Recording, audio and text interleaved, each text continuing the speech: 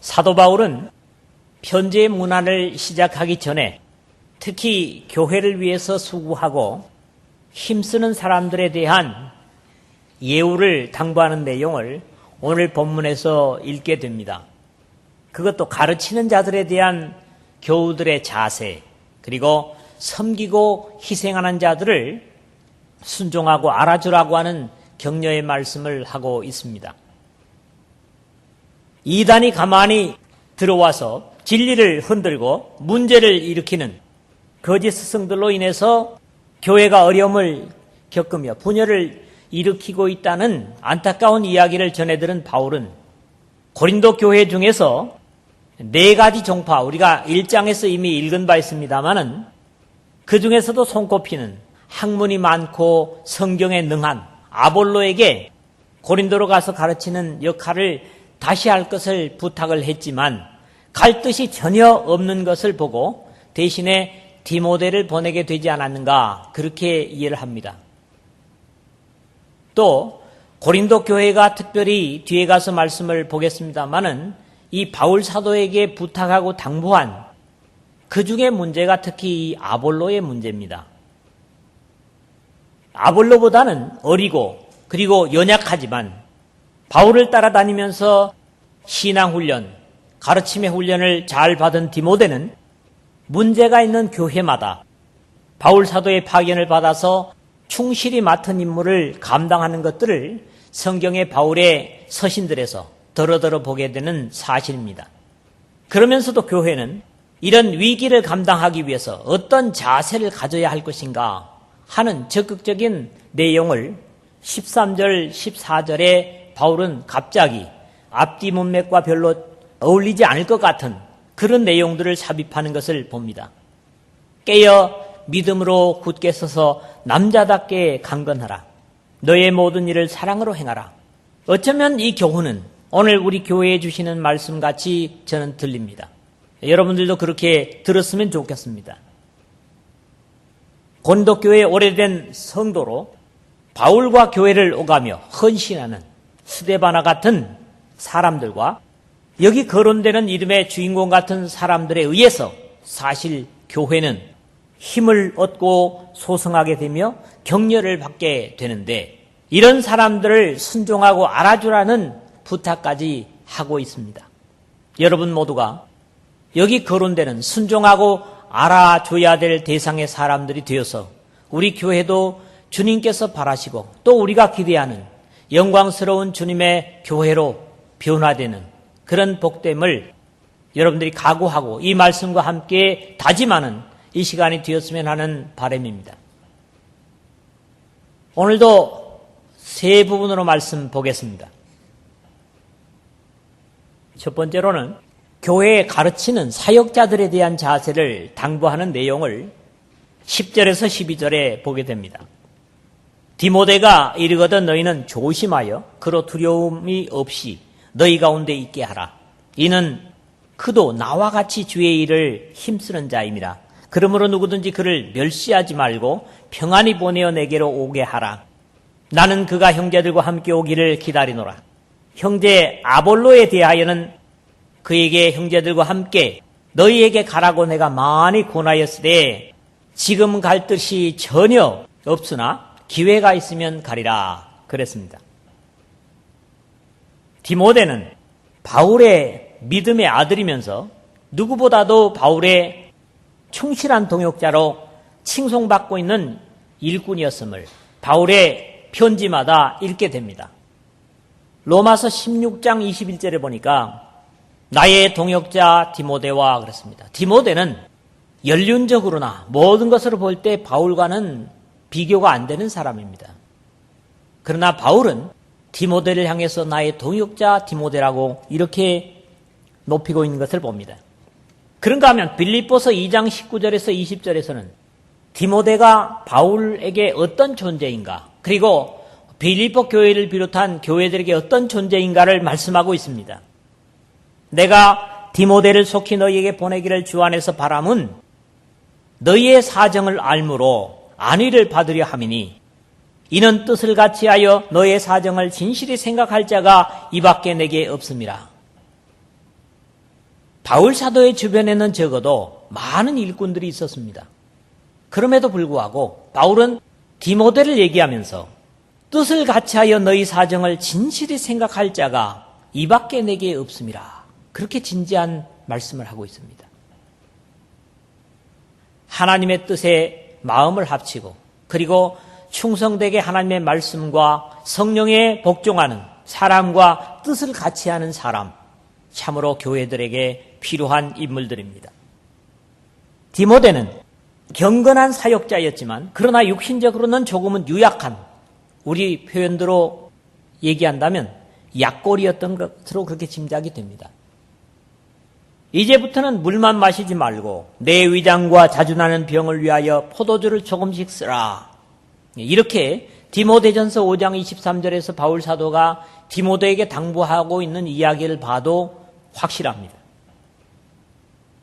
내 위장, 즉 포도주를 마셔야 될 정도로 허약한 위장, 그것은 제가 이해하기로는 대단히 경건한 사람이었기 때문에 금식을 많이 하지 않았겠는가. 특히 디모데는 바울의 대리자로서 문제 있는 교회들을 찾아가서 그 교회를 가르치고 힘을 쓰다 보니까 그런 일들을 부딪힐 때마다 자신의 힘으로 감당하기 어려워서 금식하면서 하나님 앞에 매달리고 그런 자세가 되다 보니까 위장이 약하지 않았겠는가. 그리고 여기 표현대로 자주 나는 병을 위하여.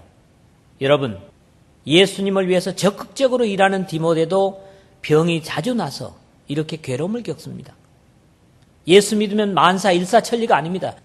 디모데 같은 충성된 사람도 자주 나는 병으로 인해서 바울의 근심으로 기도하게 된 대상이 됐던 것이죠. 이런 디모데를 자신이 고린도에 가기에 앞서 먼저 보내놓고 이 편지를 쓴 것으로 여겨집니다. 디모데는 마게도냐를 거쳐서 아가야로 갔고 이 편지는 곧장 고린도에 전달되었기 때문에 다소의 간격이 있었던 것으로 그렇게 여겨집니다. 그러면서 조심스럽게 당부하는 겉면이 이겁니다. 너희는 조심하여 그로 두려움이 없이 너희 가운데 있게 하라.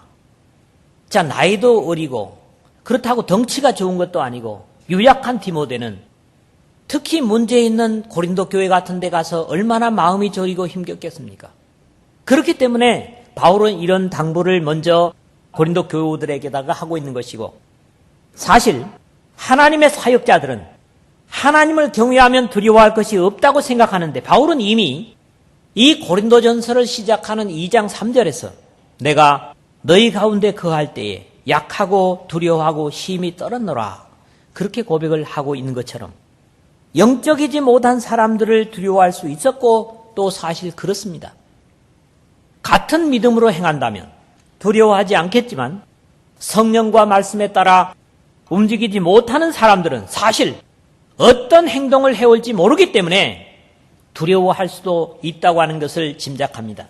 같은 문제를 두고 고민하고 함께 그 문제를 두고 하나님 앞에 간구하고 기도하면서 서로의 심정과 마음을 내어 보이고 속의 고통을 나눌 수 있는 진실하고 충성된 영적인 교제를 갖지 못하는 사람들이 많은 고린도 교회에 이런 디모데를 보내는 것 자체가 걱정스러웠던 것 같습니다.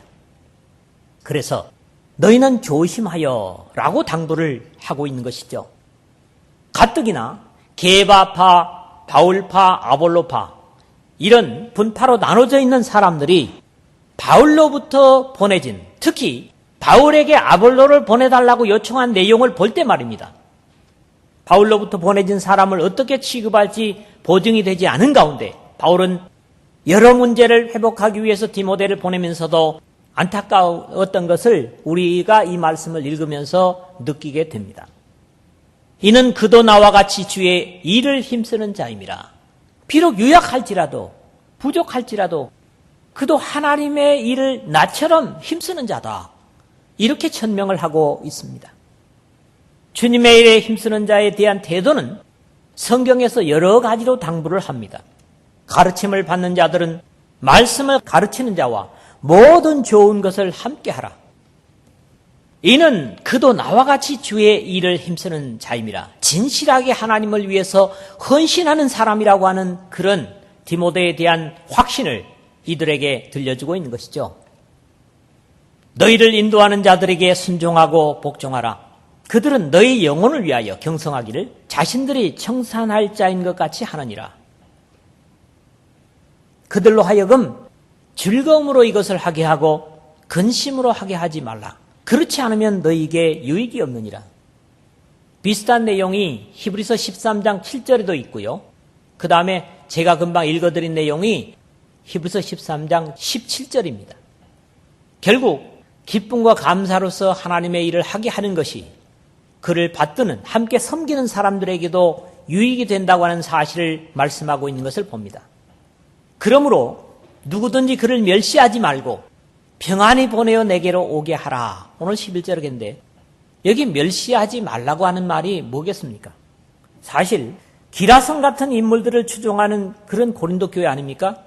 베드로, 그리고 학문과 성경에 능한 아볼로, 그리고 바울, 이런 사람들을 추종한다고 큰 소리치는 고린도 교우들에게 어찌 보면 디모데라고 하는 사람은 참 하찮은 존재입니다. 그렇기 때문에 짐짓, 바울이 와도 별 수 없다, 이렇게 지금 얘기를 하고 있거든요. 그런 입장에서 디모데는 멸시를 당할 수가 있습니다. 그래서 이 멸시하지 말고라고 하는 말이 어떤 말인 거 아니? 엑수데네오, 그런 말입니다. 하찮게 여기다, 무시하다, 아무것도 아닌 것처럼 대하다, 고려할 가치가 없는 것으로 삼다. 그러니까 이 멸시한다고 하는 것은 그 사람이 앉아있는데도 불구하고 없는 것처럼 대한다는 거예요. 아주 신앙적으로는 인격적이지 못한 그런 표현인 것입니다. 때로 진실한 하나님의 종을 업신여기고 무시하고 멸시하지만 거기에 대한 대가는 주인이신, 그를 부리시는 하나님께 반드시 받게 될 것입니다. 그래서 머물든지 떠나든지 평안한 가운데 일하고 움직일 수 있게 해야 합니다. 물론 진실치 못하면서 협박하고 큰소리치는 이도 있겠지만 하나님은 그런 자신의 잘못된 종들도 반드시 문책할 것이고, 또 진실하게 자신이 쓰시는 종을 무시하는 것은 결코 간과하지 않으실 것입니다. 이게 성경이 가르치고 있는 교훈이거든요.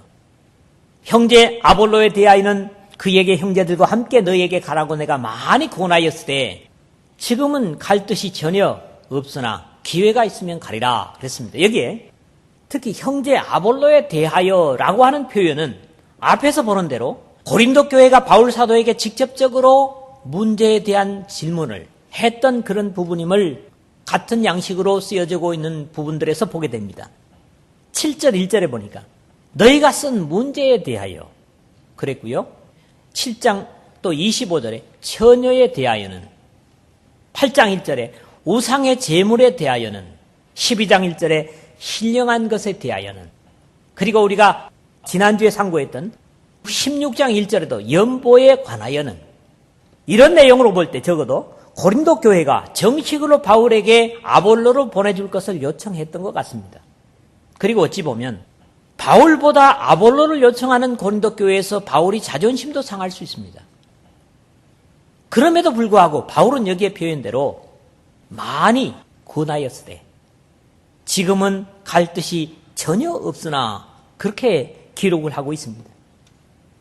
아마도 아볼로도 자신이 고린도에 갔을 때에 있을 수 있는 분파의 문제를 심각하게 여기고 거절했던 것 같고요. 바울은 강제로 그를 가게 하거나 머무르게 하지 않음을 말하고 있습니다. 여기에서 보면 영적인 어떤 신사적인 모습을 우리가 보는 거지요. 어찌 보면 고린도 교회를 세운 사람도 바울이고, 또 지금 고린도 교회에서 거짓 스승들이 나타나가지고 바울의 사도권에 대해서 대단히 도전을 하고 있고, 그런데 한술 더 떠서 바울이 아닌 아볼로를 지금 고린도 교회에 오도록 청하고 있다고요. 그럼에도 불구하고 바울은 진지하게 고린도 교회를 기도로 다루는 가운데 아볼로에게 당신이라도 가서 고린도 교회를 바로잡아야 되지 않겠소? 아마 여러 번 그렇게 권면을 했던 것 같습니다. 그러니까 내가 많이 권하였으되 그렇게 말하는 것으로 봐서 우리가 그런 짐작을 할 수 있다는 것이죠. 사실 오고 가는 것은 강제적이거나 억지가 되어서는 안 됩니다. 여기도 기회가 있으면 가리라. 자기가 권했지만은 가지 않은 이 아볼로를 기회가 있으면 가리라. 이 역시 바울 사도는 아볼로의 선택에 맡김을 자연스럽게 말하고 있습니다. 오고 감의 문제가 덕스러워야 하고 인간적인 것이 되어서는 안 되는 사실을 배우게 됩니다. 어떤 사람에 의해서 강제적으로 가도 안 되고 어떤 사람들에 의해서 강제적으로 진실한 사람이 물러나도 안 되는 것이고 그런 것들에 대한 문제를 특히 바울 사도는 오늘 이 교회에 가르치는 사역자들의 문제를 첫 번째 다루면서 말씀하고 있는 데서 이런 문제를 우리가 교훈 삼게 됩니다. 두 번째로는 13절에서 16절입니다. 깨어 믿음에 굳게 서서 남자답게 강건하라. 너희 모든 일을 사랑으로 행하라. 형제들아, 스데바나의 집은 곧 아가야의 첫 열매요 또 성도 섬기기로 작정한 줄을 너희가 아는지라. 내가 너희를 권하노니 이 같은 사람들과 또 함께 일하며 수고하는 모든 사람에게 순종하라 그랬습니다. 여기서는 바울은 앞뒤의 문맥에 관계없는 두 절, 그것도 한 절 정도의 짧은 두 절을 고린도 교회에 당부를 하면서 교회가 진정으로 존경해가고 순종해야 될 사람들이 어떤 사람들인가 하는 것을 우리에게 가르쳐주고 있습니다. 바울 사도는 사람에 관한 이야기를 하다가 갑자기 강한 신앙적 당부를 주고 있습니다. 이것은 적어도 4가지로 되어 있는 주님 오실 때까지 계속돼야 되는 진행형으로 당부되고 있습니다. 첫째가 뭡니까? 깨어 그랬습니다.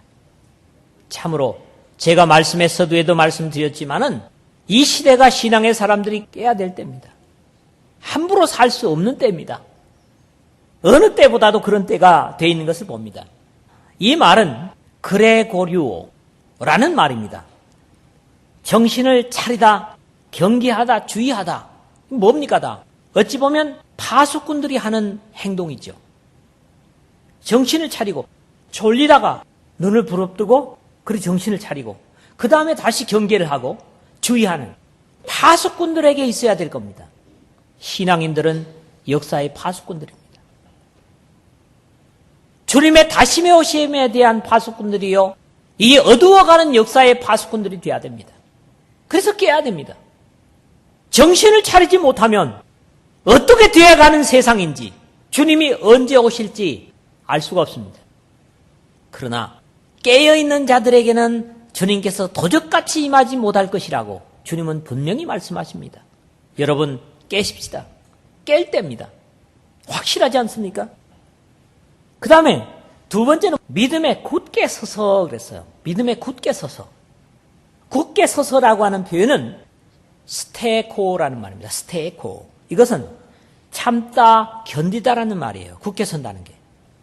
우리는 신앙 때문에 어떤 위기를 갖다가 참을 수 있어야 됩니다. 신앙 때문에, 믿음 때문에 인간적인 공격도 참을 수 있어야 됩니다.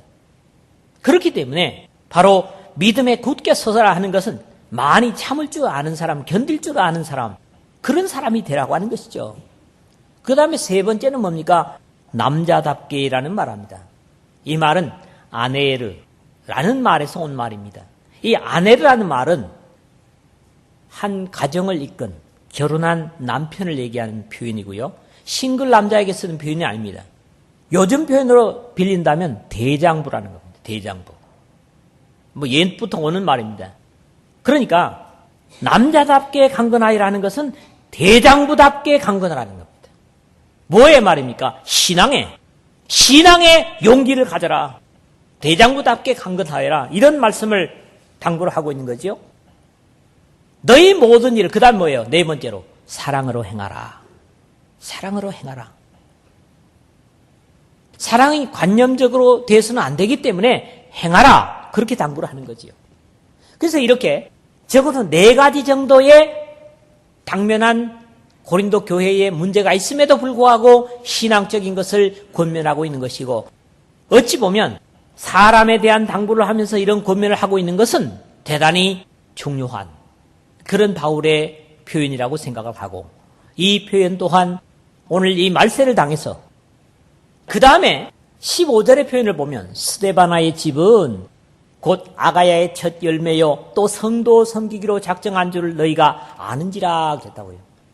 여기서도 이 스데바나라고 하는 가정을 거론하면서 이 사람에 대한 신앙이 이미 바울뿐만 아니라 이 고린도 교회조차도 알고 있는 사람이었다는 거지요. 첫째는 뭡니까? 아가야의 첫 열매라는 겁니다. 바울이 본래 빌립보를 거치는데 빌립보는 마케도니아입니다. 그리고 마케도니아가 위쪽이라면 아래 고린도가 속해 있는 데가 아가야입니다. 아가야에 들어서면서 바울이 처음 개종시킨 사람이 누구라고요? 스데바나의 집이라는 겁니다. 이렇게 되게 오래된 교회를 시작한 사람들은 사실 뭐가 어렵습니까? 섬기는 것이 어렵습니다. 그런데 이 스데바나라고 하는 사람은 성도 섬기기로 작정한 사람이었다. 참 아름다운 사람이죠. 처음부터 교회에 있으면서도 성도의 발을 씻어주는 성도 섬기기로 작정한 사람이었다고 바울이 그렇게 자랑을 하고 있는 것을 봅니다.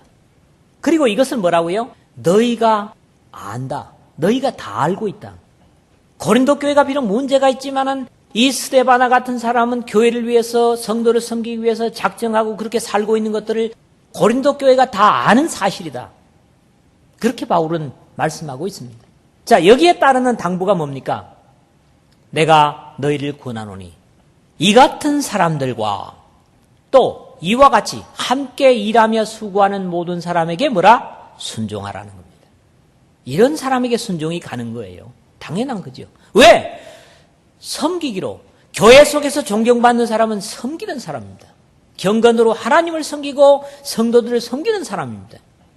그렇기 때문에 섬기는 사람은 당연히 순종을 해도 문제가 생기지 않습니다. 오로지 섬김에 몰입하고 정진하는 사람들이기 때문이죠. 데살로니가전서 5장 12절 13절에 바울은 이런 당부를 하고 있습니다. 형제들아 우리가 너희에게 구하노니 너희 가운데서 수고하고 주 안에서 너희를 다스리며 구원하는 자들 너희가 알고 그들의 역사로 말미암아 사랑 안에서 가장 귀히 여기라. 너희끼리 화목하라.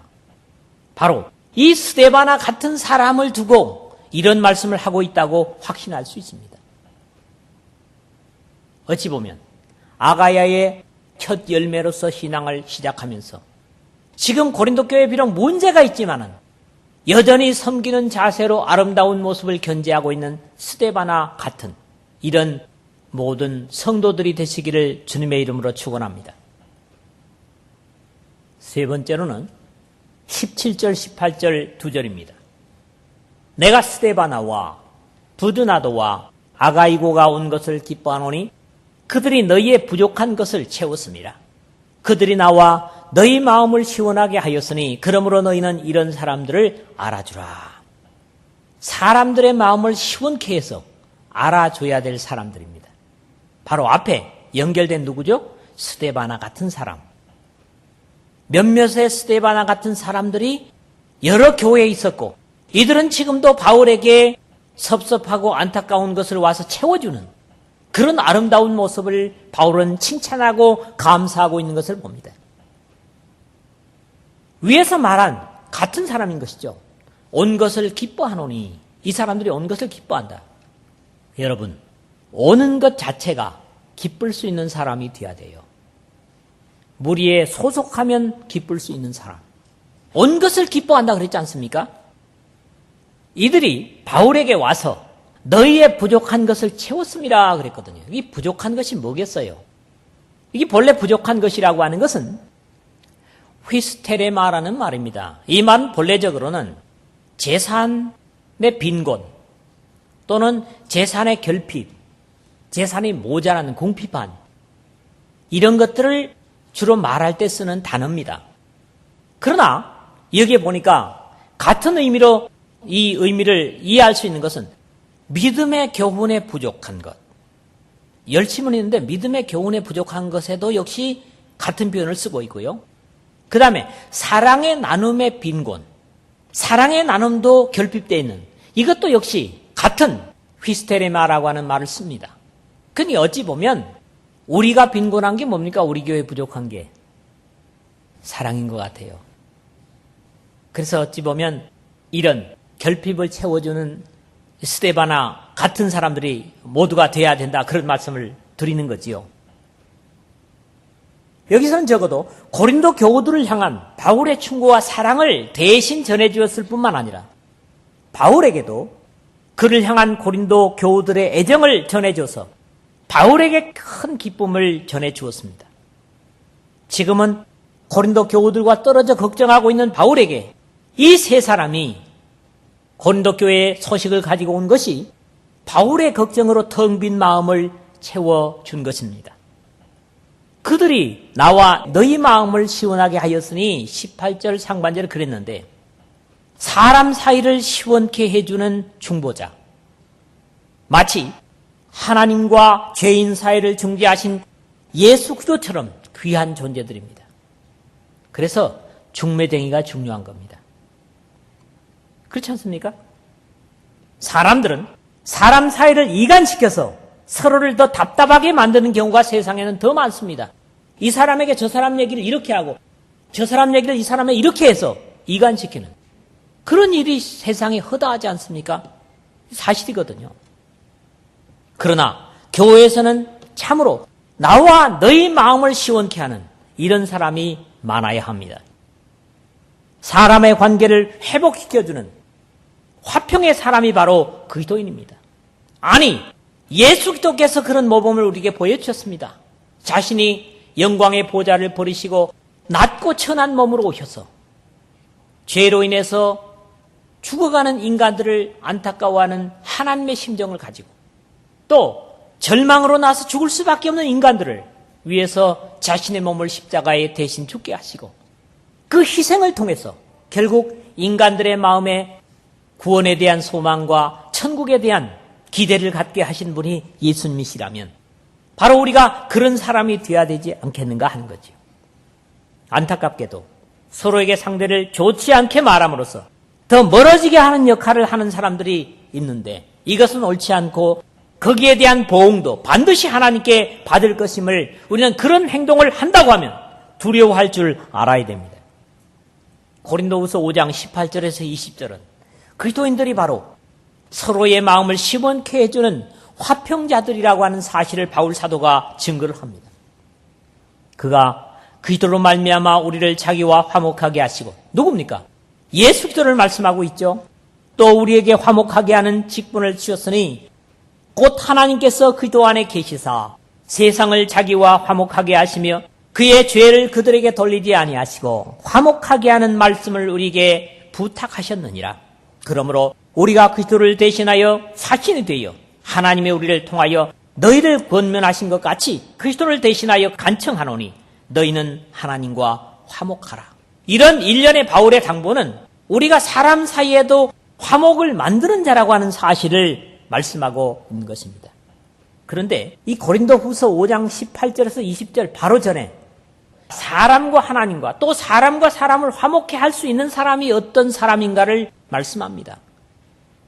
그게 바로 고린도후서 5장 17절이에요. 18절부터 이 말씀이었으니까 17절에 뭡니까? 그런즉 누구든지 그리스도 안에 있으면 새로운 피조물이라. 이전 것은 지나갔으나 보라 새 것이 되었도다. 그리스도 안에서 새로운 피조물이 된 사람, 이전 것이 지나간 사람, 이 사람들이 바로 하나님과 사람 사이를 화목하게 하는 사람이고 사람과 사람 사이에 화평을 만드는 사람이라는 겁니다. 세상에서는 이간하는 일이 더 많죠. 그렇기 때문에 우리가 세상 본받지 않아야 되는 것은 바로 화목케 하시는 예수 그리스도의 당부로 그의 피로 화목의 중보자들이 되었다고 하는 사실을 배워야 할 것입니다. 오늘 18절의 하반절에는 그러므로 너희는 이런 사람들을 알아주라. 예, 교회에서 알아줘야 될 사람들. 이런 사람들입니다. 우리 모두 서로를 시원케 해주는 그리스도와 같은 사랑과 희생으로 화평의 도구의 역할을 감당해서 하나님이 아시고 교회가 알아주는 그런 은혜의 사람, 사랑의 사람, 또 섬기기로 작정하는 여러분 모두가 되시기를 주님의 이름으로 축원합니다.